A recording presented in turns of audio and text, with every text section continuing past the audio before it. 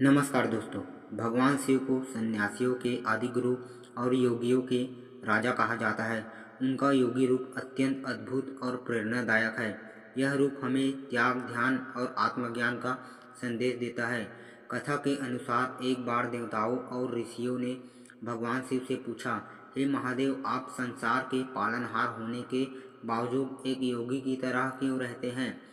क्यों आप बर्फीली कैलाश चोटी पर पशु त्वचा ओढ़े, जटाओं में गंगा और शरीर पर भस्म लगाए ध्यान मग्न रहते हैं? भगवान शिव मुस्कुराए और बोले, मैंने संसार के मोह माया को त्याग कर आत्मा के सच्चे सुख को पाया है। जो व्यक्ति अपने भीतर की ऊर्जा को पहचान लेता है वही वास्तविक योगी है। मैं योग के 8 अंगों यम, नियम, आसन, प्राणायाम, प्रत्याहार, धारणा, ध्यान और समाधि आदि का पालन करता हूँ। यही मार्ग मुक्ति की ओर ले जाता है।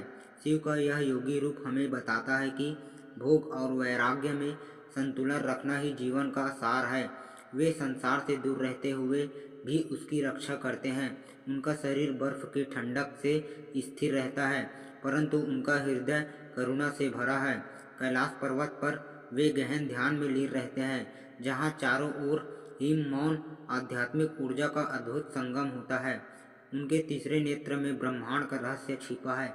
वे न केवल योग के जनक हैं, बल्कि आत्मज्ञान के प्रकाश स्तंभ भी है।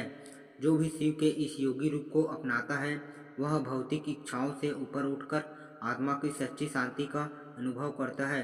यही कारण है कि आज भी साधु संत और योग साधक शिव को अपना आदर्श मानते हैं।